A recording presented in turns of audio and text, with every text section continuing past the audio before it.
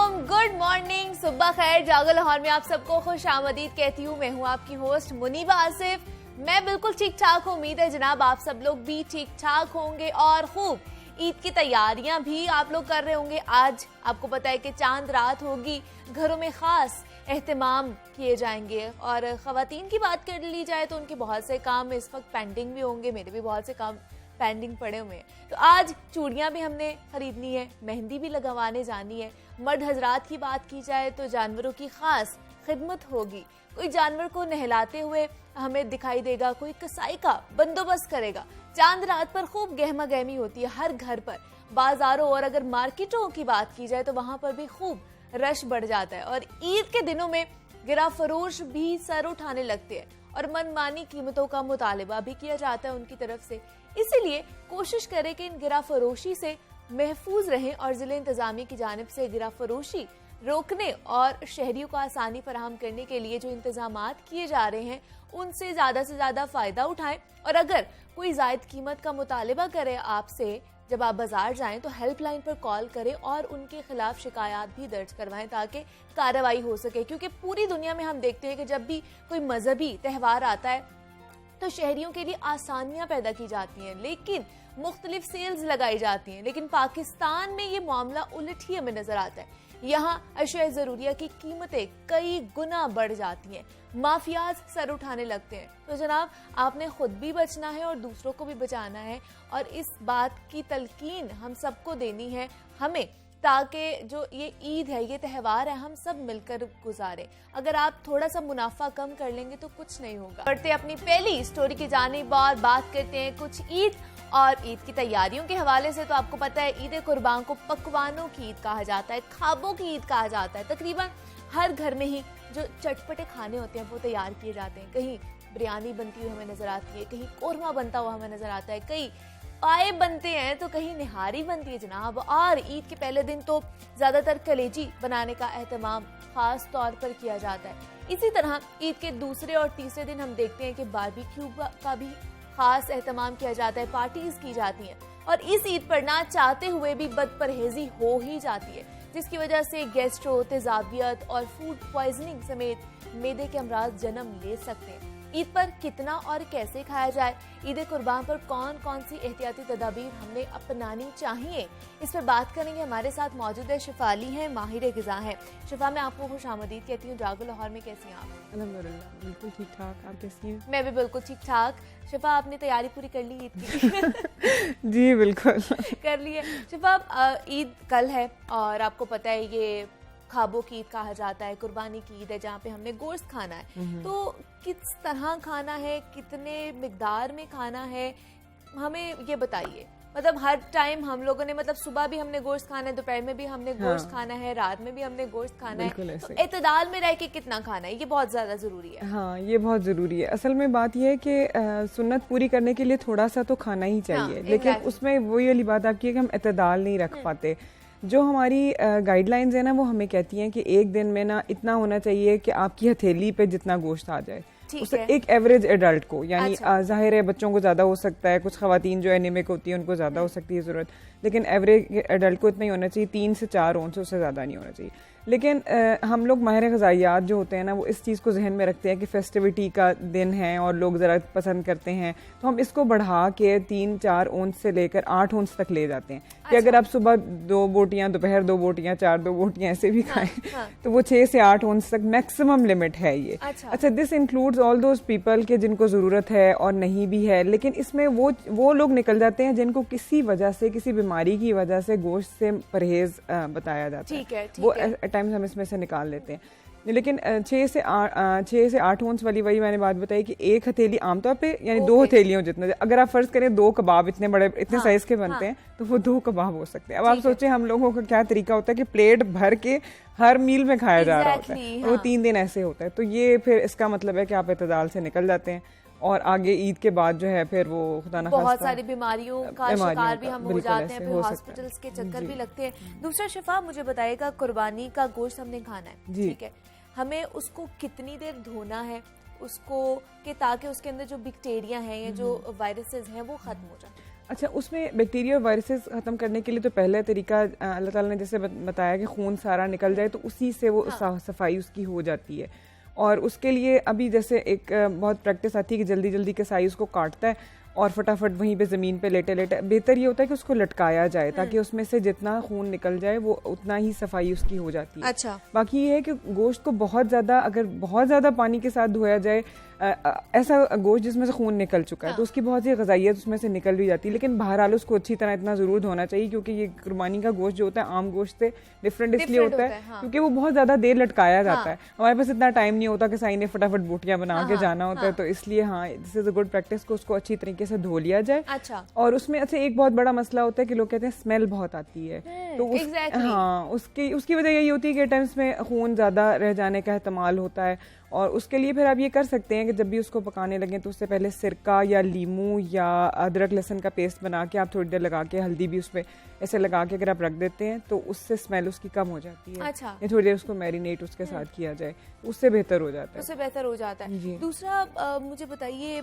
जैसे हम बात कर रहे हैं कि कुर्बानी हुई है तो सबसे पहले क्या खाना है हम सब ने? कलेजी। जी, हर घर में मतलब सुबह जो खानी है वो फौरन कुर्बानी के बाद कलेजी निकलनी है, और सिर्फ हमारी खवातीन को ऑर्डर आ जाना है कि अब ये पकनी चाहिए और हम जब फ्री होंगे तो हमने ये खानी है। तो कलेजी कितनी देर बाद खानी चाहिए? कुर्बानी के क्या फौरन बाद पका के हमें खा लेनी चाहिए? अच्छा, कलेजी बाकी गोश्त से इस तरह डिफरेंट है कि उसका मीट टेंडर होता है, इसीलिए उसको पहले पका लिया जाता है, क्योंकि बाकी गोश्त जो होता है उसके ऊपर एक कंडीशन आ जाती है जिसको साइंटिफिक उसमें टर्म में रिगर मोर्टिस कहते हैं, यानी सख्ती आ जाती है, मौत के बाद वाली सख्ती आ जाती है उस गोश्त के ऊपर। तो वो अगले 4 से 6 घंटे में वो बड़ा सख्त हो जाता है, गोश्त को गलाना बहुत मुश्किल होता है। इसलिए कलेजी को प्रेफर किया जाता है, क्योंकि सुन्नत पूरी करने के लिए कुछ ना कुछ खाना है। अच्छा, कलेजी जो है ना, ये एक तरफ तो बहुत ज्यादा मादनियात और विटामिन का खजाना है, और दूसरी तरफ इसमें कोलेस्ट्रॉल भी ज्यादा है और इसमें चिकनाई भी ज्यादा है। फिर हम उसको इतने ज्यादा तेल में और मसालों में तल लेते हैं तो जिससे उसकी ग़िज़ाइयत खराब हो जाती है। अब इसमें हम इसको ग्रुप वाइज कर सकते हैं। जैसे बच्चे जो है ना, उनको तो मैं कहूँगी बच्चों ने जरूर कलेजी खानी है, अच्छा, ठीक है, क्योंकि this is like a tonic for them. और जो ग्रोइंग लेडीज हैं ऐसी, जो कि एनीमिया का या खून की कमी का शिकार रहती हैं, उनके लिए तो अच्छा मौका है कि ये जरूर खाएं। ठीक है। जो मर्द हजरात हैं प्लीज हाथ हौला रखें ठीक है, वो कम खाएं प्लीज। 2-3 बोटियां काफी हैं। 2-3 बोटियां ऐसे ही हैं जैसे कि आप कोई विटामिन एंड मिनरल्स के पिल्स खा रहे हैं, उसके अंदर बहुत अच्छी प्रोटीन आ जाती है, आयरन अच्छा आ जाता है, vitamin B12, zinc and selenium, immunity करने के लिए अच्छी है। लेकिन ये है कि बस कम ही खाएं, उसको बहुत ज़्यादा ना खाएं। वो फिर बहुत ज़्यादा, मैंने देखा है ऐसे प्लेट भर भर के खाई जा रही होती है। अच्छा। और फिर हम उसको बहुत ज़्यादा एट टाइम्स बनास्पति घी में या ख़राब किस्म के ऑयल में उसको पकाते हैं, तो that is not a good idea. और उसके साथ हमेशा आप दही का इस्तेमाल ज़रूर करें, सलाद का इस्तेमाल ज़्यादा करें, और पानी तो वैसे ही सारा दिन ईद के दिन अपना ज्यादा पीते रहना चाहिए, ताकि आप गोश्त जो है अगर इतना खाएं। पीते हम, ये तो आपको भी पता है कि हमारी जो कौम है वो इस तरह के कोई मतलब त्योहार आ जाए, कुछ भी आ जाए तो कोल्ड ड्रिंक्स होती हैं इनके साथ। बस चाहे सुबह नाश्ते में फिर कलेजी के साथ कोल्ड ड्रिंक हो, रात को हो या दोपहर में। बिल्कुल बिल्कुल, आपने सही कहा। ये तो बिल्कुल फेस्टिविटी के साथ हमारे ये जुड़ जाता है, हम पानी को भूल जाते हैं और ड्रिंक्स पे आ जाते हैं। तो this is not a very good idea, क्योंकि कोल्ड ड्रिंक्स में सिर्फ चीनी होती है और सारा दिन आप ऐसी चीज़ें खा रहे होते हैं कि उसमें आपके जिस्म में, आपके मैदे में तेज़ाबियत ज़्यादा होने का एहतमाल होता है, क्योंकि मीट जो है सेल्फ एक थोड़ा सा एसिडिक साइड पे कर सकता है आपकी यूरिन के पीएच को। तो उसमें ज़रूरी है कि आप सारा दिन पानी पीते रहें। उससे भी होगा कि आपको खामखा में जो एक हंगर पैंग्स हो रहे हैं कि जब मैं ये भी खाऊँ और वो भी खाऊँ, खामखा की भूख जो उससे भी कम हो जाती है, और हाइड्रेशन स्टेटस भी अच्छा रहता है। आजकल मौसम भी ऐसा तेज़ है कि कुछ गर्मी, खैर अब तो बारिश हो गई, लेकिन फिर भी मौसम भी ऐसा है कि आपको पानी की इस वक्त ज़्यादा ज़रूरत है। और ये ज़रा काम वाली ईद भी होती है, यानी ख़वातीन को भी ज़्यादा काम होता है, और ख़ासतौर पर जिस दिन कुर्बानी होनी है मर्दों को भी होता है, तो उसमें भी आपको ज़्यादा लॉसेस होने के, डिहाइड्रेशन होने के चांसेस हैं कि आपको पसीना भी आएगा, हब्स भी हो जाएगा और इस तरह की चीज़ें। तो पानी एक बहुत अच्छी स्ट्रेटजी है, लेकिन आप कभी भी पानी का मुतबादिल ड्रिंक्स नहीं हो सकते हैं, क्योंकि उससे आप खामखा की कैलोरीज जा रही हैं। जो लोग वज़न कम करने की कोशिश कर रहे हैं उनका तो बिल्कुल कहीं किसी सूरत ये हेल्प नहीं करने वाला कि वो कोला ड्रिंक्स या दूसरी बोतलें वगैरह ले लें, वो इतनी मुनासिब नहीं है, अवॉइड करना चाहिए। ठीक है। और दूसरा शिफा मुझे बताइए, मतलब जो 3 दिन होते हैं ईद के, आगे 3 दिन होंगे और उस पर सिर्फ हमें गोश्त ही नजर आएगा, तो क्या हमें नाश्ता और दोपहर का खाना और क्या जो रात का भी खाना है, तीनों टाइम गोश्त ही खाना है, या जो हम पहले से ही अपनी रूटीन एक सेट की हुई है, नाश्ता सुबह अंडा ब्रेड खा लिया या कुछ और खा लिया, या इस तरह की चीजें हमें लेनी है? हाँ, ये एक बहुत बेहतरीन आइडिया है कि आप तीनों टाइम गोश्त ना खाएं, ठीक है।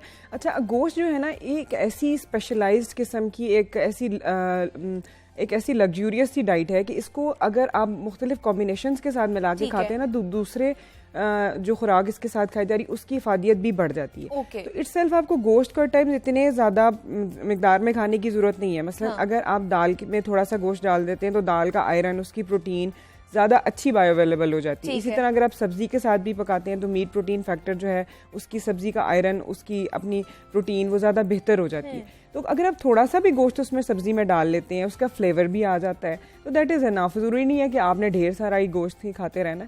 हमेशा ये कॉम्बोज ही ऐसे बनाएं कि आप सब्जी गोश्त पका रहे हैं और थोड़ा सा गोश्त है, ज़्यादा सारी सब्जी है, दाल है, उसके साथ आप बनाइए। फिर सलाद जरूर होना चाहिए, साथ दही जरूर होनी चाहिए। और जैसे आप बता रही हैं कि नाश्ता जरूरी नहीं है कि आप सुबह नाश्ते में आप निहारी और पाए खा रहे हैं, दोपहर में आप कुछ और कोई चीज़ और रात को आप वो बारबेक्यू करें, नहीं, ये मुनासिब नहीं होगा। आप बीच बीच में कुछ ना कुछ ब्रेक दे के दूसरी भी चीजें लीजिए। अंडा ब्रेड अगर खा लेंगे तो बहुत अच्छी बात होगी। कोई मतलब सुबह पाए और निहारी की जगह अगर हम अंडा ब्रेड की नाश्ता कर लेंगे होना तो चाहिए, बिल्कुल होना चाहिए, तो उससे कोई फर्क नहीं पड़ेगा, हमारी ईद वैसे ही गुजरेगी जैसे हम चाहते हैं। बिल्कुल बिल्कुल ऐसे ही है। अच्छा रहेगा कि आप सारा दिन इतना ज्यादा गोश्त ना खाएं, कम मिकदार रखें। और दूसरा शिफा, आपने भी जैसे बात की कि बहुत सारा हम एतदाल में नहीं खाते तो लोगों की तबीयत इतनी ज्यादा खराब हो जाती है कि फिर उन्होंने उस 3 दिन के बाद हॉस्पिटल का चक्कर लगाना ही है, उन पे फर्ज हो जाता है। तो क्या प्रॉब्लम्स हो जाती हैं जब हम बहुत ज्यादा गोश्त खा लेते हैं? हाँ, अच्छा, ये बात वाकई ऐसा है कि ईद के बाद के दिनों में एज अ डाइटिशियन मैं बहुत से ऐसे मरीज देखती हूँ कि जिनको मैदे के मसाइल या यूरिक एसिड बढ़ गया और वो 1 महीने तक आते रहते हैं कि जी हमने चूंकि ईद पे इतना ज्यादा बदएहतियाती की थी। अच्छा, जिन लोगों को मैंने डाइट प्लान्स दिए मैं वजन कम करने के लिए, वो भी कहते बस ईद पे जी हमने ये भी खा लिया था और वो भी खा लिया था नान के साथ। से नान का कॉम्बिनेशन भी बहुत ज्यादा हो रहा होता है कि हम लोग ना बजाय इसके कि अपनी होल व्हीट ब्रेड लें, हम ये रिफाइंड मैदे पे आ जाते हैं। नान का इस्तेमाल अच्छा, उसकी वजह ये भी खवातीन कहती है हमने इतनी कुकिंग कर ली अब बाहर से लेकर। हाँ एग्जैक्टली, लेकिन this is not a very good idea क्योंकि इससे कब्ज मजीद प्रेसिपिटेट होने, कब्ज हो जाती है लोगों को। लोग वैसे भी सब्जियां इतनी नहीं खा रहे होते। तो मेरे पास जो मरीज आते हैं उसके अंदर यूरिक एसिड के मसाइल हो जाते हैं। फिर जो गुर्दे के मरीज होते हैं आमतौर पर उनको गोश्त या तो बिल्कुल मना होता है या उन्होंने बहुत ही कंट्रोल तरीके से खाना होता है, वो भी अक्सर बदएहतियाती कर देते हैं। फिर जिन लोगों को मैदे की तेजाबियत का मसला रहता है उनका ज्यादा होने के चांसेस हैं। अच्छा, कुछ लोग ऐसे होते हैं जिनको हमेशा मैदे में कुछ तेजाबियत भी या जलन या अल्सर हैं, उनको भी गोश्त ध्यान से खाना चाहिए। और फिर ये है कि मसालों का इतना ज़्यादा इस्तेमाल जैसे हम करते हैं वो बिल्कुल मुनासिब नहीं है कि चिकनाई। अच्छा, गोश्त इटसेल्फ जो हमारा रेड मीट, ऑफ कोर्स ये जो है रेड मीट की हमारी ईद है, इसके अंदर इतनी ज्यादा चिकनाई होती है कि अगर आप इसके रेड पीसेस भी उठाएं ना तो उसके अंदर मार्बलिंग हुई होती है। तो आप जब उसको कुकिंग करते हैं तो वो सारी सीप इन करके शोरबे में भी आ जाती है। तो हम उसकी चर्बी जितनी मर्जी आप उतार लें लेकिन इसके अंदर रहती है। तो उसके अंदर एक अच्छा आइडिया, और ये चिकनाई जितनी भी है ये ना सिर्फ वजन बढ़ाने का बाइस हो सकती है, दिल की बीमारियां, क्योंकि शरियानों में जाके यही जमती है कोलेस्ट्रॉल। हाँ, और ये कोलेस्ट्रॉल से रिच होती है, कोलेस्ट्रॉल बढ़ाएगी। फिर इसी तरह मैदे की तेजाबियत करेगी, जिनको बदहजमी के मसाइल रहते हैं उसको ज़्यादा करेगी। तो इसके लिए बेहतर तरीका तो यही होता है कि आप उसको अगर पहले तो जितनी चर्बी रिमूव कर सकते हैं करें। फिर दूसरा, आप उसको जिस शोरबे वगैरह में पकाते हैं अगर आप उसको फ्रिज में रख दें तो वो सारी ऊपर जम जाएगी, बावजूद इसके कि आपने कुकिंग ऑयल डाला होगा उसके अंदर, लेकिन स्टिल यू वुड सी कि वो सारी जमी हुई होगी। तो may be you can remove that. अगर आप वो हटा देते हैं तो फिर आपका काफी उसमें से फैट निकलने के चांसेस हैं। हाँ, और ऐसे गोश्त में हमेशा आप जब खवातीन भून रही होती है ना तो वो कहती हैं कि मसाला अच्छा बने, हम तेल ज्यादा डालते हैं। नहीं, ऐसा ना कीजिए। और इस गोश्त को भूनना कितना है, कितना पकाना है, कितनी देर पकाना है इसको? हाँ बिल्कुल, इसमें टाइम ज्यादा लगता है ऑफ कोर्स, बिकॉज कुर्बानी का गोश्त जो है पहले दिन तो बिल्कुल नहीं वो गलता, दूसरे दिन जाके उसका जो रिगर मोर्टिस है वो थोड़ा कम होता है और वो जरा बेहतर गलता है। तो pressure cooker can be a good idea कि आप उसमें पका सकते हैं, उसमें न्यूट्रिएंट्स लॉसेस भी जरा कम होते हैं। तो pressure cooking is can be done, लेकिन उसमें ये कि ज़ाहिर है तेल का इस्तेमाल कम कीजिए, बहुत तेज किस्म के मसाले ना डालिए, और आप उसको शोरबे के साथ पकाएं और सब्जी के साथ पकाएं तो this is a better idea rather than कि आप उसको भून के और उस तरह से ज़्यादा करें। और उसमें दही का इस्तेमाल साथ ज़रूर रखें, जिससे इसकी थोड़ी सी तसाबियत वाली जो है ना वो चीज़ तासीर उसकी कम हो जाएगी। और यूरिक एसिड के मरीज़ों को मैं बार बार ताकीद कर रही हूँ क्योंकि मेरे पास बहुत मरीज़ आते हैं बाद में कि यूरिक एसिड बढ़ गया है और तसाबियत हो गई है, तो प्लीज़ ये जो है ना जैसे आपको अगर 8 ओंस तक मैंने शुरू में बताया कि लोग ले सकते हैं, तो वो लोग हैं जो हेल्दी हैं और जिनको में भी ज़्यादा गोश्त खाने की ज़रूरत है। ख़वातीन को और बच्चों को इस वक्त ज़्यादा खाने की ज़रूरत हो सकती है, लेकिन जिन लोगों को मना है वो 3-4 ओंस से ज़्यादा ना लें। ठीक है। मतलब और जैसे हमने बात भी की कि लोगों की ये होती है डिमांड कि हमने अगर गोश्त खा ली तो इसको हजम करने के लिए हमने कोल्ड ड्रिंक्स पीनी है, तो कोल्ड ड्रिंक्स का भी कोई अल्टरनेटिव है? हम इसकी जगह कुछ अच्छा, ये बिल्कुल गलत कॉन्सेप्ट है कि अगर आप कुछ खा लेंगे तो उसको हजम करने के लिए मजीद कुछ खाएं, ऐसा कुछ नहीं होता। जो आपने अंदर डाल लिया अब उसको बस आप एक्टिविटी करें और टाइम दें तभी वो हजम होगा। ऐसे थोड़ी कि वो कुछ आप कुछ मैजिकल चीज़ में डालेंगे और एकदम से सब कुछ, ऐसा नहीं होता।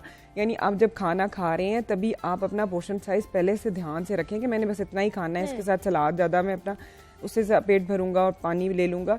लेकिन इसके साथ कोल्ड ड्रिंक्स का मुतबादिल मैं कहूँगी पानी के अलावा कुछ भी नहीं हो सकता। लेमनेड एक बहुत अच्छी चीज़ है, यस, ठीक है, जिसके अंदर आप नींबू पानी का इस्तेमाल करें, वो बहुत अच्छी चीज़ है। लस्सी बहुत अच्छी चीज़ है बिकॉज वो आपका जो दही की तासीर है वो आपकी तेजाबियत को भी कम करती है। ठीक है। तो दूध भी हो सकता है, जैसे कच्ची लस्सी होती है या दही की लस्सी हो सकती है, पानी हो सकता है, लेमनेड हो सकते हैं, ये आपके नेचुरल वो कुछ मशरूबात हैं जिनका इस्तेमाल अच्छा हो सकता है। सत्तू भी आजकल मैंने देखा है काफ़ी इस्तेमाल हो रहे हैं, तो उसके अंदर फाइबर आपको बहुत अच्छा आ जाएगा, क्योंकि गोश्त इटसेल्फ फाइबर का सोर्स नहीं है। तो जो लोग नान के साथ सुबह दोपहर शाम गोश्त खा रहे हैं उनकी कब्ज जो है ना वो ज्यादा होने वाली है, ज्यादा हो जाएगी, और बाद में फिर प्रॉब्लम करेंगी। मतलब एहतियात करनी बहुत ज्यादा जरूरी है ताकि आपके जो ईद के 3 दिन है ये भी अच्छे गुजरे और ईद के बाद के आने वाले जो दिन है वो भी अच्छे गुजरे। जनाब हमारे साथ शिफा अली मौजूद थी, न्यूट्रिशनिस्ट हैं। शिफा, बहुत शुक्रिया आपका कि आपने हमें वक्त दिया और आप यहाँ पर आई हैं। मजीद भी आपसे बात करनी है, आपने कहीं नहीं जाना। मिलते इस ब्रेक के बाद।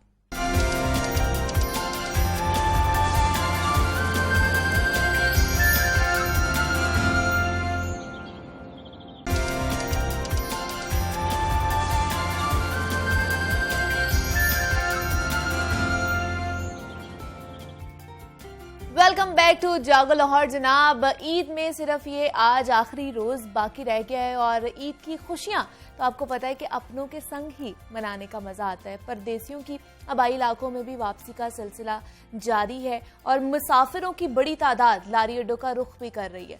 ईद नहीं है लेकिन शहरियों को पेश आने वाली जो मुश्किलात हैं वो वहीं पुरानी है। ट्रांसपोर्टर्स की मनमानियां जारी हैं, एक जानिब मर्जी के किराए लिए जा रहे हैं तो दूसरी जानिब कोरोना SOPs की धज्जियां भी उड़ाई जा रही हैं। पाबंदी के बावजूद भी 100% सवारियां बिठाई जा रही हैं गाड़ियों में। ईद के मौके पर भी लारी अड्डों पर इंतजामात बेहतर नहीं हो सके हैं। गुज़श्ता रोज भी लारी अड्डा बादामी बाग की बिजली कई घंटे बंद होने से मुसाफिरों को मुश्किलात का सामना रहा। बच्चे, खवातीन और बुजुर्गों का गर्मी से बुरा हाल हो गया। लारी अड्डों पर कोरोना SOPs को नजरअंदाज कर दिया गया है, समाजी फासले का ख्याल रखा गया है, ना ही फेस मास्क के इस्तेमाल को यकीनी बनाया गया है। इस हवाले से मजीद क्या सूरत हाल है ईद पर, शहर में ट्रांसपोर्ट की क्या सूरत हाल होगी, मेट्रो बस और ऑरेंज लाइन चलेगी या नहीं चलेगी, इन सब मामलात पर हम बात करेंगे। हमारे साथ मौजूद हैं नुमाइंदा लाहौर न्यूज़ हैं शबीर हैदर जफर। शबीर, मैं आपको खुश आमदीद कहती हूँ जागो लाहौर में। कैसे हैं आप? अल्लाह का शुक्र, मैं ठीक ठाक। आप? मैं भी बिल्कुल ठीक ठाक। शबीर, कल ईद है और ईद से पहले जैसे बहुत से लोग हैं उन्होंने अपने आबाई इलाके जाना है जिसके लिए उन्हें दरकार है पब्लिक ट्रांसपोर्ट। कल हमने ये मामला देखा और आपने इस पे रिपोर्ट भी तैयार की कि उनको घंटों घंटों लाइनों में लगना पड़ा और इंतज़ार करना पड़ा पब्लिक ट्रांसपोर्ट का, लेकिन उनको फिर भी नहीं मिली। क्या वजह बनी? सबसे पहले मैं बात बताऊँ कि ये हमारे साल में 2 त्यौहार होती हैं ईद के, उसमें एक छोटी ईद एक बड़ी ईद। एग्जैक्टली। और हमारा ये है कि जैसे कोई त्यौहार आ जाता है तो जितने भी हमारे ट्रांसपोर्टर्स हों या किसी भी आप महकमे में चले जाएं या किसी की भी बात करें तो वो अपनी मनमानियों पे उतर आते हैं, क्योंकि उनको पता होता है कि मजबूरी से फ़ायदा उठाना है। तो ट्रांसपोर्ट का अगर बात की जाए तो ट्रांसपोर्ट की इस दफ़ा इंतजामिया की जानब से भी कोई इकदाम दिखाई नहीं दिए, क्योंकि पिछली ईद, छोटी ईद पे अगर बात करें तो वहाँ पे इंतजाम किए गए थे, इम्प्लीमेंट भी करवाया गया था, बहुत ज़्यादा हद तक अमल दरामद होता दिखाई भी दिया है कि मास्क को बहुत ज़्यादा यकीनी बनाया गया था लास्ट टाइम छोटी ईद पर। और इस दफ़ा जो है कहीं पर भी मास्क नहीं दिखाई दिया, क्योंकि मास्क को लाजमी करार दिया गया था। कोरोना SOPs जो बनाए गए थे हुकूमत की जानब से, कि जी हुकूमत की जानब से कहा गया था कि मास्क के बगैर किसी सवारी को टिकट नहीं दिया जाएगा और समाजी फासला कम से कम 3 फीट का रखा जाएगा कि जब सवारी ने टिकट लेना है तो वो एक कतार में खड़े होंगे तो 3 फीट के फासले पर वो एक सवारी दूसरे के दरमियान फासला क्रिएट होगा। मगर यहाँ पर ऐसा कुछ नहीं, जुर्मट नज़र आते हैं, सब ने अपनी अपनी कुर्सियाँ लगाई हुई हैं, कोई टिकट बूथ नहीं है। लारी अड्डे आप चले जाएं, लारी अड्डे हर कोई अपनी मर्जी कर रहा है, किसी को कोई चक्कर ही नहीं, ना कोई चेक करने वाला, ना कोई उनको पूछने वाला, ना बताने वाला। और उसके बाद ये था कि 50% सवारियों को बिठाया जाएगा और टेम्परेचर चेक करने के बाद उनको हैंड सैनिटाइज करवाए जाएंगे, फिर गाड़ियों में बिठाया जाएगा, 2 सीटों पर 1 सवारी होगी। ठीक है। मगर यहाँ पर ऐसा कुछ भी मतलब ऐसा कुछ आपको नजर नहीं आया? इसमें अगर बात करें, सबसे बड़ी बात है कि अब ईद का दिन आज आखिरी रोज है, कल से ईद है। अब गुज़श्ता रोज़ की बात की जाए तो जनूबी पंजाब जाने वाले जितने भी परदेसी से उनको इतनी ज़्यादा मुश्किलात थी कि गाड़ियाँ नहीं मिल रही थी। उसमें अगर आप सिटी बस टर्मिनल सिकंदरिया कॉलोनी है वहाँ की बात करें तो लोग सुबह से आए हुए थे और तकरीबन 5 बजे तक मैं वहाँ था तो 5 बजे तक उनको गाड़ी नहीं मिल रही थी। क्यों गाड़ी नहीं है जी, गाड़ियाँ वापस आएंगी तो फिर आपको टिकट जारी किया जाएगा, जबकि टिकट भी नहीं जारी किया जाएगा। और लोग इतने ज़्यादा परेशान थे, उसमें खवातीन भी थी, बच्चे भी थे और बुजुर्ग भी थे। और वहाँ पर बैठने के लिए जगह कोई नहीं, बैठने के लिए जगह भी कम और गर्मी भी इतनी ज्यादा थी। आज तो मौसम बेहतर हो गया, कल गर्मी भी बहुत ज्यादा थी। और इस हवाले से उसके साथ साथ जो इंतजामिया वहाँ पे उनका कोई एक्शन नजर नहीं आ रहा था, क्योंकि इंतजामिया का काम है कि जो आने वाले परदेसी उनको फैसिलिटेट करना है, सहूलत देनी है, उनको बैठाने की सहूलत हो, कम से कम वो बैठे, पानी की सहूलत हो, वहाँ पर कोई अच्छे तरीके से पंखा चल रहा हो, ऐसा कुछ भी दिखाई नहीं दे रहा था। और उसमें बात की जनूबी पंजाब के जो इलाके थे उसमें तौंसा शरीफ है, कोट अद्दू है, राजनपुर है, डीजी खान है और उसके साथ साथ मुजफ्फरगढ़, मुल्तान, व्याड़ी, इस लेन में जाने वाले जितने भी मुसाफिर थे बहुत ज्यादा कल परेशान दिखाई दे रहे थे। और ट्रांसपोर्ट जिन्होंने हमारे वज़ीर आला के इलाके में जाना था वो भी परेशान, वो भी बहुत ज्यादा परेशान थे। कल के रोज आप बात करें ना तो कल जनूबी पंजाब जाने वाली गाड़ियां बहुत ही कम थी। ठीक है। उसकी वजह यह थी कि ट्रांसपोर्टर से बात होती थी, वो कहते थे हमारी पहले गाड़ियां उधर गई हुई हैं, वो गाड़ियां जैसे वापस आएंगी उसके बाद हम आपको हम टिकट जारी करेंगे, उससे पहले हम टिकट भी जारी नहीं कर सकते। कुछ लोग ऐसे थे जिन्होंने एडवांस बुकिंग करवाई हुई थी, एडवांस बुकिंग वाले इजीली जा रहे थे और जो उस दिन आके कल के रोज़ आके करवा रहे थे उनके लिए बहुत ज़्यादा मुश्किल थी। वो कह रहे थे गाड़ी अब है ही नहीं, हम कहाँ से टिकट दें, और वो वहाँ पर बेचारे जलीलो ख्वार होते रहे सारा दिन। और उसमें यह था कि सबसे बड़ी बात थी कोरोना से बचाव के लिए इकदाम करने कि कोरोना से कैसे बचा जा सकता है, क्योंकि इंतजामिया चाहे तो कुछ भी करवा सकती है, स्टेट से कोई भी स्टेट के साथ कोई भी नहीं मुकाबला कर सकता। तो ये कल दिखाई दिया है कि ये पिछले 3-4 दिन से देख रहे हैं, क्योंकि जुम्मे वाले दिन से लोगों की वापसी शुरू होगी। हाँ जी बिल्कुल। जो डिपार्टमेंट ऐसे थे जिन पे हफ्ता और इतवार छुट्टी थी, कुछ लोगों ने आज मंडे की भी छुट्टी की हुई है और निकल गए हैं, जुम्मे के रोज ही निकल गए हैं, अपनी हाफ डे करके उसके बाद निकल गए। जुम्मे के रोज से वापसी लोगों की शुरू हुई है अपने अपने भाई इलाकों में जाने की, और नहीं दिखाई दे रहा कि कहीं पे भी इकदाम नजर आ रहे हों। हाँ, सिर्फ महज ये होता है कि जब कहीं कोई नुमाइंदा चला जाता है, कोई भी सहाफ़ी चला जाता है, वो एक निशानदेही कर देता है तो वहाँ पर सिर्फ कागजी कार्रवाई दिखाई जाती है कि ये हमने चलान कर दिया है जी गाड़ी का, और गाड़ी का चलान कर दिया, गाड़ी बंद नहीं की जाती। जबकि ये ऑर्डर है कि 24 घंटे तक गाड़ी बंद होनी चाहिए, कोई भी वायलेशन हो रही है अजाफी अगर किराया ये इस पे मैं आने लगी थी कि मनमाने किराए तो लिए जा रहे हैं ट्रांसपोर्टर्स की तरफ से, लेकिन कोई इंतजामात नहीं है वहाँ पर, ना बिठाया जा रहा है। 50% जैसे इंतजामिया ने बोला है, तो वहाँ पे आपको कोई इंतजामिया का बंदा भी नजर नहीं आया? इंतजामिया के बंदे दिखाई देते हैं, कल दिखाई दिए हैं। अच्छा। महकमा ट्रांसपोर्ट के जो थे टीम बनाई हुई थी वो थे, मगर उनका काम क्या होता है कि जी हमने चलान कर दिया, अब हमारा काम है हमने चलान करना है, जबकि उनका काम है गाड़ी को बंद कर देना अगर कोई वायलेशन है। अगर कोई अजाफी किराया वसूल कर रहा है, मनमानियाँ कर रहा है, आपके SOP पर अमल दरामद नहीं कर रहा तो उसको बंद कर दें, गाड़ी को कम से कम 24 घंटे बंद रखें, मालिक को भी पता चल जाएगा और मालिक उसके बाद दोबारा वो रिपीट नहीं करेगा। वहाँ पे क्या होता है जी 400 रुपये का जुर्माना कर दिया, उसको क्या फर्क, उसने कहना कि ठीक है जी आप 400 रुपये जुर्माना करें। हम शबीर हम देखते हैं कि जब भी कोई त्यौहार आता है ये मनमानी होती है, हम सबको पता है, हुकूमत को भी पता है, तो क्या इनके खिलाफ पहले नहीं एक्शन लिया जाता? यही तो बात है कि प्लान कोई नहीं है। सबसे पहले होना चाहिए प्लान तैयार हो कि ये ईद आ रही है, ईद से इनको 1 महीना पहले ये प्लान तैयार कर देना चाहिए कि ईद से कबल जो है एक तो किराए में इजाफा नहीं होगा, SOPs को कैसे कंट्रोल किया जाएगा, टीमें तश्कील दी जाएं, हर अड्डे पे एक टीम हो, आपकी एक बंदा ही हो ना, तो मैं कहता हूँ कि कहीं पे भी वायलेशन आपको दिखाई नहीं देगी। अब लाहौर के अंदर जो है C क्लास और D क्लास अड्डे हैं, जो C क्लास हैं वो जिले इंतजामिया देख रही होती है और जो D क्लास हैं वो महकमा ट्रांसपोर्ट देख रहा होता है, और D क्लास में जो है जो प्राइवेट अड्डा आ जाते हैं, प्राइवेट अड्डा को महकमा ट्रांसपोर्ट देखा है, और जो C क्लास है जिसमें लारी अड्डा है और आपका सिटी बस टर्मिनल है, ठोकर न्याज बेग जना टर्मिनल है, और उसके साथ साथ एक रायवेंड में आपका अड्डा है, वहाँ पर जो है जिले इंतजामिया का कंट्रोल है। अब इनके आपस में जो है ना इंतजामात, ना इनकी कोऑर्डिनेशन है। कोऑर्डिनेशन की वजह से ये सबसे ज़्यादा मामलात जो है मसले दरपेश आ रहे हैं। क्यों ट्रांसपोर्ट वाले कहते हैं कि जी वो सी क्लास जो है लारी अड्डा फलां अड्डा वो तो जी ज़रा इंतजामिया के पास है, कारपोरेशन देखेगी, और जो है ट्रांसपोर्ट है वो तो डी क्लास को देख रही है, डी क्लास में ऐसा कुछ नहीं हो रहा। हालांकि सब अड्डों में ये सारी वायलेशन देखने को मिल रही है। सबसे ज़्यादा कि 100% सवारियों की, जिसमें यह था कि आप समाजी फासला रखेंगे, 100% सवारियाँ नहीं जाएंगी, किराए में इजाफा नहीं होगा, और ये किरायों में भी किराए भी ज़्यादा वसूल किए जा रहे हैं 100% सवारियों के साथ। पहले तो ये था कि पिछले छोटी ईद पर यह था कि ये 50% अगर सवारियां बैठा रहे थे तो ये वो किराया जी उन्होंने 70% बढ़ा दिया या 50% बढ़ा दिया, तो वो देखने में वो नज़र आ रहा था कि समझ भी आ रही थी कि चलें 50% अगर सवारियों के साथ आप जा रहे हैं तो किराए में इजाफा हो सकता है। लेकिन अभी हम देख रहे हैं कि शबीर मोटरवे पुलिस ने भी कार्रवाई शुरू की है कि जिन्होंने जायद किराए लिए हैं उन गाड़ियों को बंद कर दिया जाएगा। अब ये है कि जो गाड़ी मोटरवे पे जा रही है, अच्छा, वो तो चले मोटरवे चेक कर रही है, ठीक है, हर गाड़ी तो नहीं वो चेक करेगी, मगर किसी ना किसी 10 गाड़ियों में से एक गाड़ी चेक की जाएगी। मगर जो जीटी रोड पे आप जा रहे हैं, जो आप मुल्तान रोड पे जा रहे हैं, उस पे वहाँ पे क्या चेकिंग है, कहाँ पे चेक किया जा रहा है? जब आप अड्डे से गाड़ी निकल जाती है उसके बाद कुछ चेक करने वाला ही नहीं है, कहीं पे भी चेक। लेकिन शबीर मसला ये आ जाता ना, अगर मोटरवे पे चढ़ी है गाड़ी, मोटरवे पुलिस ने गाड़ी बंद कर दी है, तो फिर मुसाफिरों का क्या बनेगा? मुसाफिर वहाँ से कहाँ जाएंगे? गाड़ी बंद नहीं की जाती।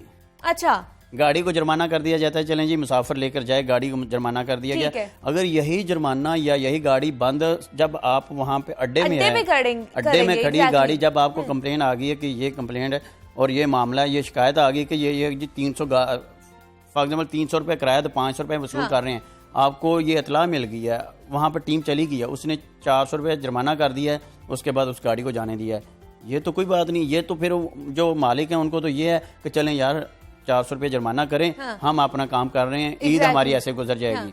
अब ये इंतजामिया को चाहिए था कि इसके ऊपर प्रॉपर एक प्लान बनाया जाता कि जो अगर जुर्माना जो वायलेशन करेगा उसकी गाड़ी भी बंद की जाए, उसका एक ड्राइवर या कंडक्टर किसी एक को बंद किया जाए, साथ 24 घंटे तक गाड़ी बंद रहे, तो कोई भी जो है मालिक ट्रांसपोर्टर मालकान है वो कभी वो वायलेशन नहीं करेंगे। ना ये होगा कि ये जो लोगों की ज़िंदगियों के साथ खेला जा रहा है कि कोरोना वायरस की चौथी लहर के अब बात चल रही कि चौथी लहर बहुत ख़तरनाक है।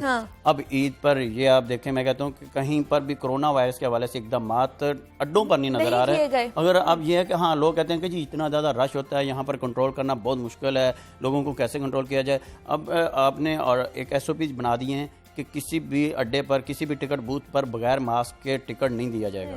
अब वहाँ पर क्या होता है, पहले आए पहले पाएँ की बुनियाद पर वो आवाज़ें लग रही होती हैं, इधर आ जाएँ, किसी ने मुल्तान जाना है यहाँ पर आ जाए, जिसने इस्लामाबाद जाना है, पिंडी जाना है, यानी कि मुख्तलिफ वहाँ पर लोग खड़े होते हैं, आवाज़ें लगा रहे होते हैं। अब वो आवाज़ें अगर लगा रहे हैं तो आप उनके साथ साथ SOPs को भी यकीनी बनवाएं ना, जो आ रहा है उसको कहें भाई मास्क लेकर आओ, उसके बगैर आपको टिकट नहीं मिलेगा। उसके बाद समाजी फासले का आप तयन करवाएं, या गाड़ी में मुसाफिर बैठा दें, वहाँ पर आपके टिकट काटी जाए, वो भी ऑप्शन है कि गाड़ी में मुसाफिर है, आम जी आपने कहाँ जाना है, आप गाड़ी में बैठिए, गाड़ी में बैठाकर टिकट आप ले लें, ताकि लोगों के पैसे यहाँ पर रश ना हो, लोग एक दूसरे के ऊपर ना गिरें और कोरोना SOPs की वायलेशन ना हो। वहाँ पर कोई ऐसे इकदाम नहीं है और टीमें जो हैं वो दिखाई दे रही हैं। टीमें अब क्या करती हैं, वो वही बात है कि जुर्माने करती हैं, वो इकदाम वो भी कह रहे होते हैं, मेरे सोर्स हैं कुछ, वो कहते हैं कि हमारा काम है जुर्माने करना, आगे इम्प्लीमेंटेशन करवाना इंतजामिया का काम है, अफसरान बाला का काम है, वो जैसे हमें ऑर्डर आएंगे हमने वैसे काम करना है। अब हम ये तो बात है कि ये लोगों को अब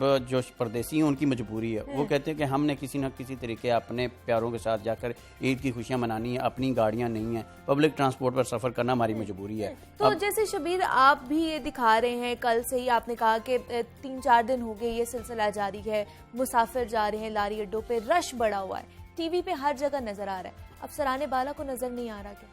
ये हम रोज़ाना की बुनियाद पर दिखा रहे हैं, जुम्मे वाले दिन से लेकर जुम्मा, हफ्ता और इतवार, और फिर हमने ये रोज़ाना की बुनियाद पर 12 बजे भी, 3 बजे भी, 4 बजे और 6 बजे में दिखा रहे हैं। और हमारा काम है कैमरे की आंख ने दिखाना है, कैमरे का काम है कि दिखाना, हमने दिखा रहे हैं, आईना दिखा रहे हैं कि ये मामला चल रहा है और लोगों के साथ ये मुश्किलात आ रही हैं, मगर अभी तक कोई ऐसा उन पे अमल दरामद होता दिखाई नहीं दे रहा। क्योंकि जब खबर चलती है, एक बार खबर चल गई, वो कहते हैं कि ठीक है जी खबर चल गई है, अब क्या होना है, सबसे इससे बढ़कर और क्या हो सकता है। अब ये है कि इंतजामिया, अफसरान बाला का काम है कि इसके ऊपर एक्शन लिया जाए, लोगों की जिंदगियों के साथ ना खेला जाए। बाला से आपकी बात नहीं हुई, क्या मौक़िफ़ आया उनका?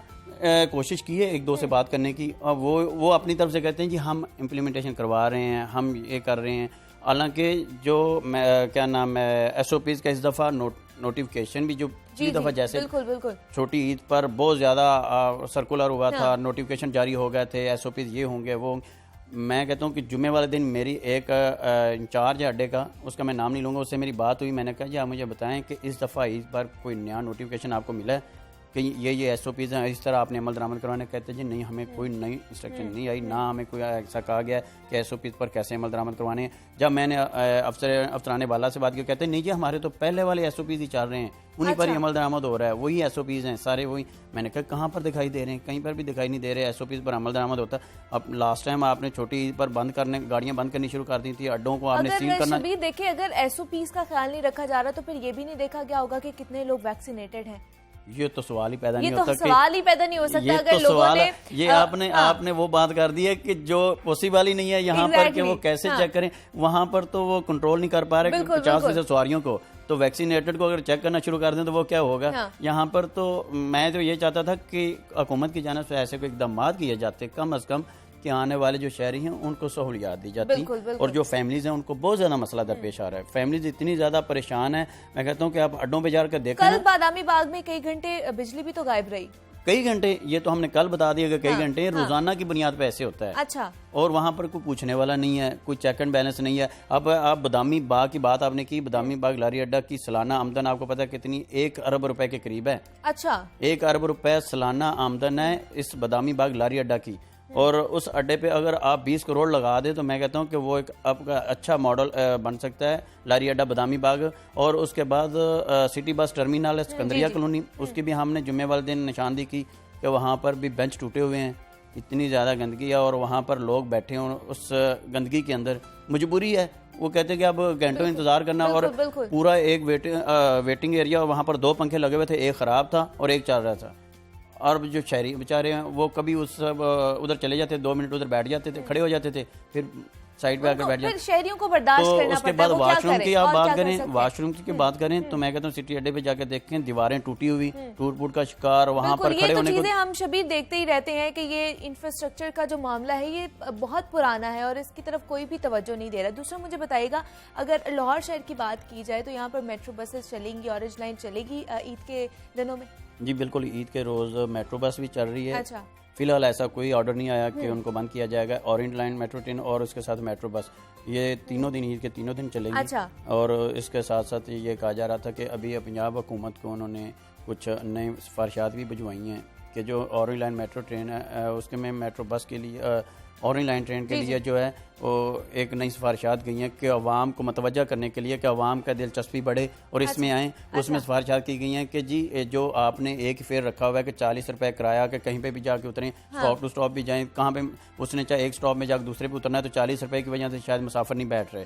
कर दिया गया कि जी आप फेयर बना दें कि 5 किलोमीटर के सफर पे पहले 5 किलोमीटर 20 रुपए, ठीक है, और अगला 5 किलोमीटर का जो होगा उसमें 5 रुपए ऐड किए जाएंगे। उसके बाद अगर 10 किलोमीटर पे वो जाता है तो 30 रुपए उसका किराया हो जाएगा। ओके। उसके लिए सिफारिशात भिजवाई गई हैं और आगे वो अब पंजाब हुकूमत उस पर फैसला करेगी कि क्या होगा। कोशिश उनकी थी कि ईद से पहले ये कर दिया जाए, मगर ईद से पहले नहीं हुआ। ये अब ईद के बाद अब देखा जाएगा कि पंजाब हुकूमत उस सिफारिशात पे अमल दरामद करवाती है या कोई नया उसमें अमेंडमेंट होती है। और उसके साथ साथ सीनियर सिटीजन के लिए कार्ड का सिफारिश की गई है कि उसको फ्री किया जाए। ठीक है। जो 60 साल से ज़ायद की उम्र है उनको फ्री कार्ड दिया जाए और फ्री सफरी सहूलियात दी जाएं। और स्टूडेंट्स के लिए कार्ड का स्टूडेंट कार्ड भी बनाया जाए। उसके बाद गवर्नमेंट एम्प्लॉयज़ के लिए भी कार्ड की कहा गया, ऑफर दी गई है कि गवर्नमेंट एम्प्लॉयज़ के लिए कार्ड रखा जाए।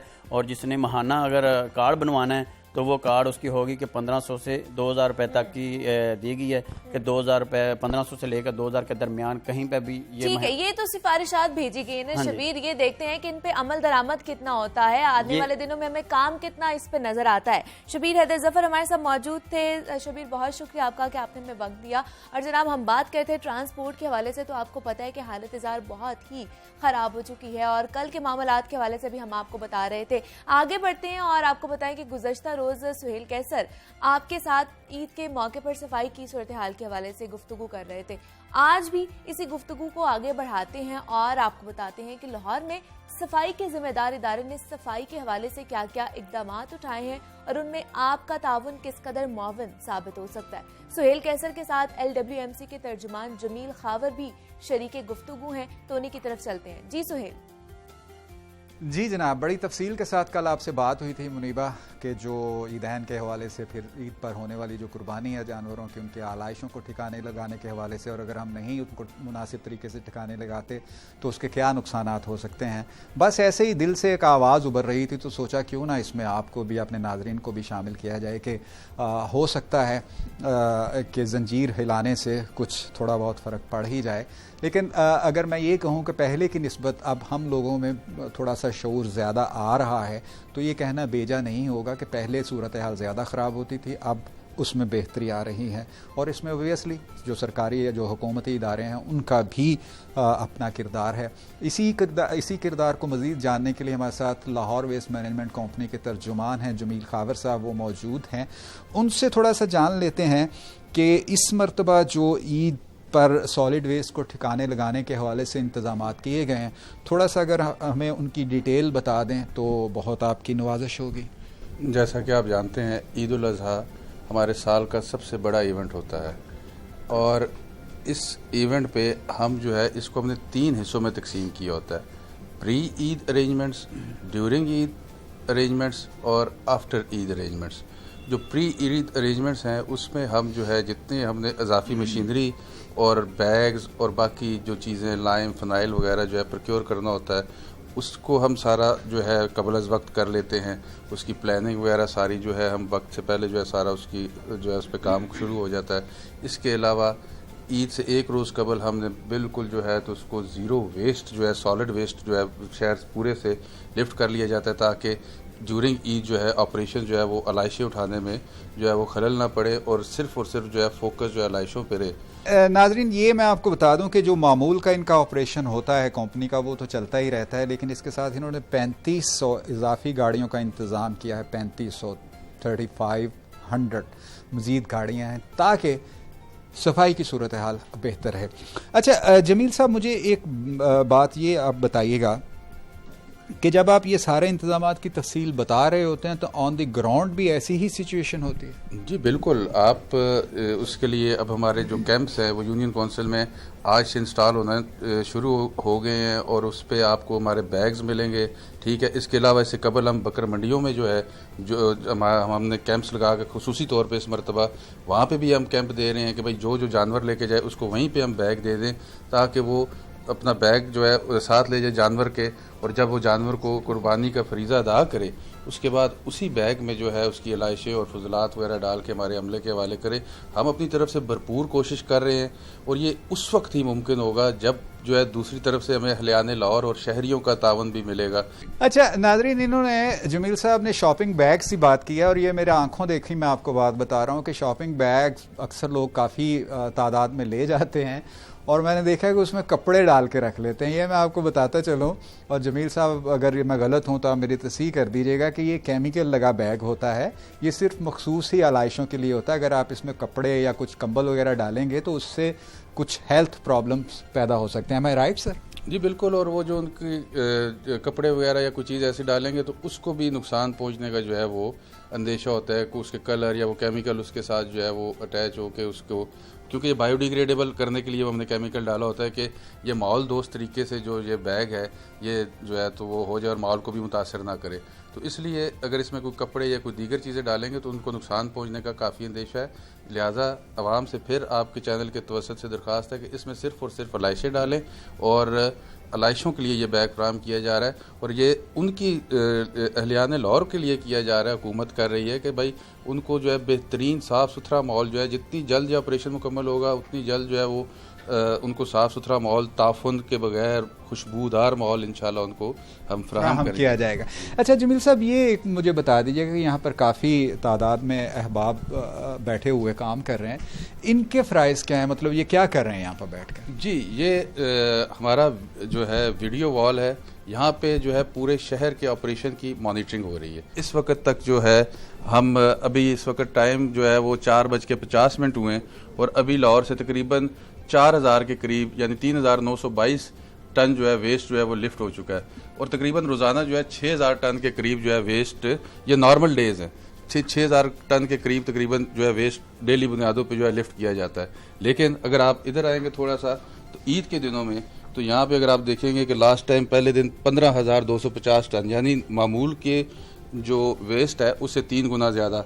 इसी तरह सेकंड डे पे भी यही था, थर्ड डे पे दुगना कर लें।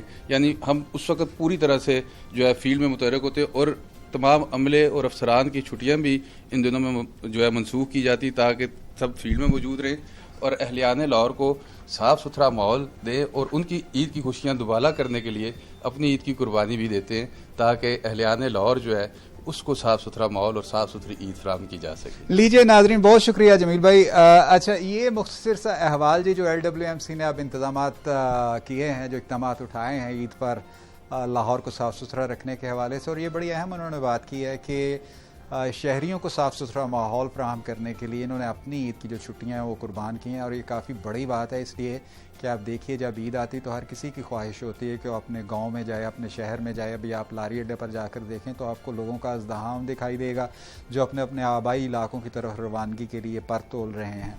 तो ऐसे में अगर लाहौर में रहते हुए भी अपने घर ये ना जा सकें तो आप देख लीजिए कि ये कितनी बड़ी कुर्बानी होगी। सो ये इंतज़ामात और जो कल भी हमारी आपके साथ बात हुई, एक मरतबा फिर हम उसको मुख्तसर में दोहरा देते हैं कि सुन्नत इब्राहिमी की अदायगी ज़रूर कीजिए, ये हमारे लिए बड़ी सआदत है।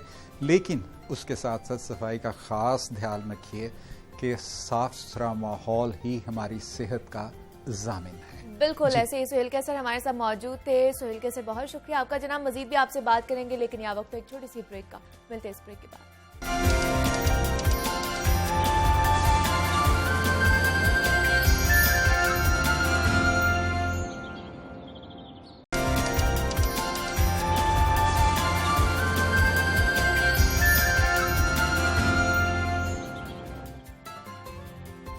वेलकम बैक टू जागो लाहौर। जनाब, ईद का त्यौहार है और बात हो रही थी ईद की तैयारियों के हवाले से, तो बाजारों और मार्केटों में खूब गहमा गहमी देखने को मिल रही है हमें, और आज भी मिलेगी क्योंकि आज चांद रात है और चांद रात पर खूब शॉपिंग की जाती है।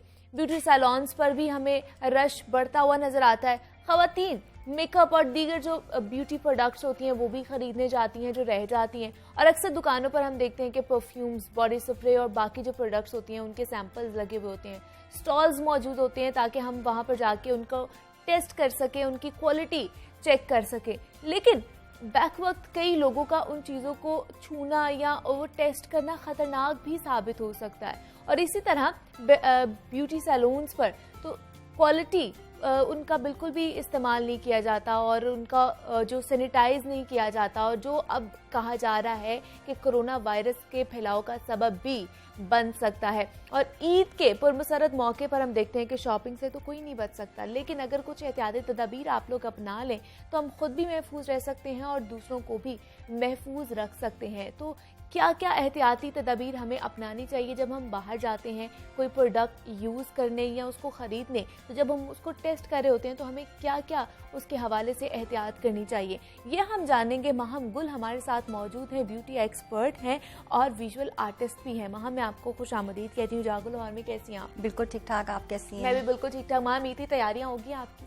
हाँ जी, काइंड ऑफ होगी। आपने तो नहीं ये गई बाजार में और ब्यूटी प्रोडक्ट्स खरीदने, कोई खत्म हुई हो आपकी? नहीं, अभी तक तो नहीं गई? नहीं, बिल्कुल भी नहीं। दूसरी महम, आज ये बड़ा इम्पोर्टेंट एक टॉपिक है जिसमें मेरे ख्याल से अभी तक बात नहीं की गई। ब्यूटी पे तो बड़ी हम लोगों ने बात कर ली, कौन कौन सी स्किन प्रोडक्ट्स आप लोगों को यूज़ करनी चाहिए, अपनी स्किन का किस तरह ख्याल रखना है। लेकिन एक स्किन का वो भी हमने ख्याल रखना है जब हम प्रोडक्ट लेने जाते हैं और वो जो टेस्टर हम यूज़ कर रहे होते हैं, क्या वो हमें यूज़ करने चाहिए या नहीं करने चाहिए? सबसे पहले तो मुझे बहुत खुशी हो रही है कि ये एक बहुत अहम टॉपिक जो है, जो अभी तक किसी ने बात नहीं की। हम लोग नॉर्मली मॉर्निंग शोज में, सेगमेंट्स में ब्यूटी एक्सपर्ट्स को हम बुलाते हैं, लेकिन एक चीज़ होती है सैनिटेशन, उसके ऊपर कोई बात नहीं करता।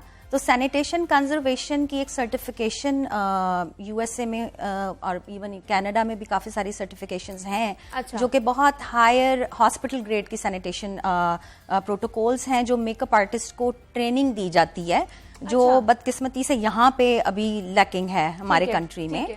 हाँ, हॉस्पिटल्स में तो आप करते हैं, लेकिन मेकअप आर्टिस्ट और डॉक्टर का कहीं ना कहीं थोड़ा सा वो है, क्योंकि हमारा डायरेक्ट कांटेक्ट जो है वो आपकी स्किन के Skin साथ से है exactly. और हम सबसे ज्यादा क्लोज होते हैं आपके चेहरे के, तो इसमें ये चीजें बहुत जरूरी हैं कि आप सैनिटेशन प्रोटोकॉल को समझें। अच्छा।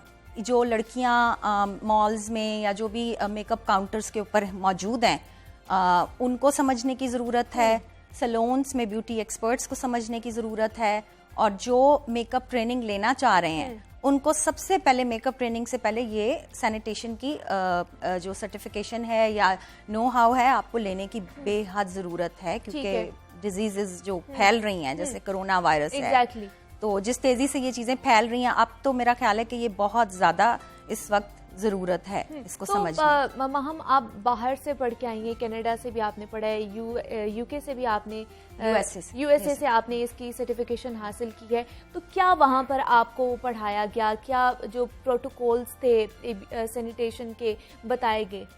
मेरा 5 मंथ्स का इंटेंस कोर्स था मेकअप आर्टिस्ट्री का, और उसमें हमारी जो टीचर्स थी उन्होंने start he sanitation and customer service से किया था। ठीक है। जबकि मैंने यहाँ पे देखा है कि मेकअप क्लासेस होती हैं, makeup class is not based on one day, so if you want to take this course professionally, अगर आपने डिफरेंट लोगों को हैंडल करना है तो देन आप वन डे मेकअप क्लास में नहीं जा सकते। अगर आपने अपना खुद का मेकअप करना है तो फिर आप वन डे कर लें, लेकिन हमें जो उन्होंने स्टार्ट किया था सबसे पहले उन्होंने कस्टमर सर्विस के, मतलब ये बहुत इंपॉर्टेंट चीज़ है कि आपने क्लाइंट की उसके माइंडसेट को समझना है, then how to clean your brushes, आपने डिफरेंट मेकअप जो मेकअप की चीज़ें हैं जैसे उसमें लिक्विड्स में आ जाते हैं, कॉम्पैक्ट पाउडर्स आ जाते हैं, लिपस्टिक्स हो जाती हैं, मस्कारा है, आईलाइनर है, उनकी हैंडलिंग कैसे करनी है क्रॉस कंटेमिनेशन से बचने के लिए। जब आप मल्टीपल क्लाइंट्स को आप डील कर रहे हैं तो उसकी हैंडलिंग का सारा उन्होंने हमें बुनियादी, पहले उन्होंने पूरा 1 वीक इसके ऊपर हमें ट्रेनिंग दी।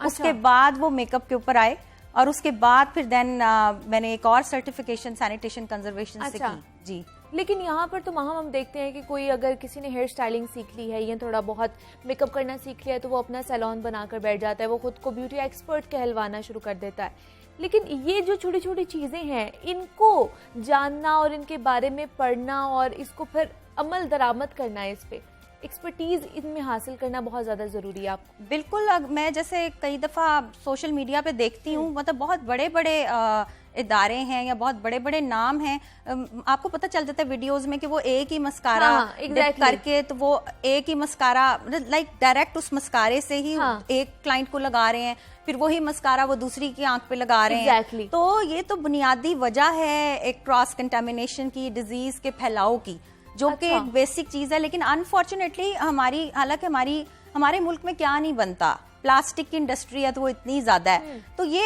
इस पे प्रॉपर एक आप अगर मेकअप स्टोर्स में भी जाएं तो वो सैनिटेशन का सामान ही मौजूद नहीं है। मस्कारा वैंड्स होते हैं, मतलब वो उसको आप मस्कारा वॉन्ड आप डिस्पोजेबल एप्लीकेटर्स होते हैं, इवन लिप के डिस्पोजेबल एप्लीकेटर्स सेपरेट हैं, आईज के सेपरेट हैं, यहाँ पर इस तरह की कोई चीज हमें मुझे नहीं मिली। Luckily I brought my stuff from Canada, मैं लेके आई हुई थी और उसको फिर मैं यूज करती हूँ। और मतलब बड़ी मुश्किल से ढूंढने पे कोई एक आधी साइट थी, शायद कहीं मिल जाए, लेकिन वो उस तरह से आम नहीं पड़ी हुई ये चीजें, जबकि ये इतना सा टूल है प्लास्टिक में, आप बनाना चाहें तो आप बना सकते हैं। लेकिन यहाँ पर इसकी प्रैक्टिसिंग भी नहीं है। महम जी हम किसी भी बड़े से बड़े सैलून पर भी चले जाएं तो वही अगर जो मस्कारा है वो एक क्लाइंट को लग रहा है वही दूसरे क्लाइंट को भी लगेगा, वही कॉम्पैक्ट पाउडर जो है वो एक को लगेगा दूसरे को लगेगा। जी। तो इसकी स्टडी क्या कहती है, इससे कितनी जल्दी ये जो वायरसेस हैं और क्या हमें जो है स्किन की प्रॉब्लम्स हो सकती हैं? देखें, क्लीनिंग के 3 बुनियादी स्टेप्स हैं। एक सिंपल क्लीनिंग है, ठीक है, उसके बाद सैनिटाइजेशन आ जाती है एंड देन फिर डिसइंफेक्ट। क्लीनिंग में सिंपली आप क्या करते हैं कि आप अपने ब्रशेस को ब्रश शैम्पू से आप क्लीन कर देते हैं, वो हो गया। सैनिटाइजेशन में 70% अल्कोहल आप उसका इस्तेमाल करते हैं, जो कि सैनिटाइजर्स वगैरह में भी होती है, उसमें फिर आप ये जो बैक्टीरियाज हैं उसको किल करते हैं। लेकिन डिसइंफेक्टेंट में एक चीज होती है लुकासाइड, that is I don't know Pakistan में वो अवेलेबल है या नहीं, मेरी अभी इतनी रिसर्च नहीं है जब से मैं आई हूँ, लेकिन कनाडा अमेरिका में ये लुकासाइड एक खास किस्म का एक पाउडर या एमल्शन लाइक एक लिक्विड होता है, ठीक है, जिसका ड्वेल टाइम आप नोट करते हैं। इवन के सैनिटाइजर जो डिसइंफेक्टेंट्स होते हैं उनका भी ड्वेल टाइम होता है कि प्रोडक्ट पे कितनी देर में वो उस चीज को किल करेगा। ठीक है। तो लुकासाइड हॉस्पिटल ग्रेड की सैनिटेशन में आता है और उसमें फिर आप जो जैसे आप छोटे मोटे बैक्टीरियाज, फ्लू एंड ये चीजें तो आप उसमें किल कर लेंगे, लेकिन जैसे उसमें भी माइक्रो ऑर्गेनिजम्स होते हैं, फिर उसमें ब्लड बॉर्न पैथोजेंस होते हैं। वो ब्लड बॉर्न पैथोजेंस वो चीजें होती हैं जैसे किसी को HIV या कुछ और है, जैसे आप किसी स्टोर पे आप खड़े हुए हैं और कोई आपके पास क्लाइंट आता है और उसका कोई जख्म है जिसमें उसका ब्लड थोड़ा सा विजिबल है, जैसे दाने होते हैं, कई ओपन वुंड्स होते हैं, तो वो लड़कियां क्या करती हैं उसके ऊपर डायरेक्ट एप्लीकेशन शुरू कर देती हैं। तो वो ब्लड के थ्रू जो है ना ये HIV या ये जो इस तरह की चीजें हैं जो जैसे हेपेटाइटिस C, B, ये इस तरह के और जी ये ब्लड बॉर्न पैथोजेंस होते हैं, ये आपके ब्लड के अंदर मौजूद होते हैं, ये ब्लड से वो होते हैं। उसके लिए आपको हॉस्पिटल ग्रेड की सैनिटेशन रिक्वायर्ड होती है। ठीक है जी। और महम गुल हमारे साथ मौजूद थी, ब्यूटी एक्सपर्ट हैं, और हम बात कर रहे थे कि क्या क्या हमें जो सेफ्टी मेजरमेंट्स हैं वो लेने चाहिए, ये बहुत ज़्यादा ज़रूरी है। महम बहुत शुक्रिया आपका कि आपने हमें वक्त दिया और आप यहाँ पर आई हैं और ये इतनी अच्छी जो इन्फॉर्मेशन है वो आपने हमारे तक पहुँचाई है। मुझे आपने इजाज़त देनी है, कल आपसे दोबारा मुलाकात होगी, ईद हम सब साथ मिलकर मनाएंगे, लेकिन आज अपना बहुत सारा ख्याल रखना। अल्लाह हाफ़िज़।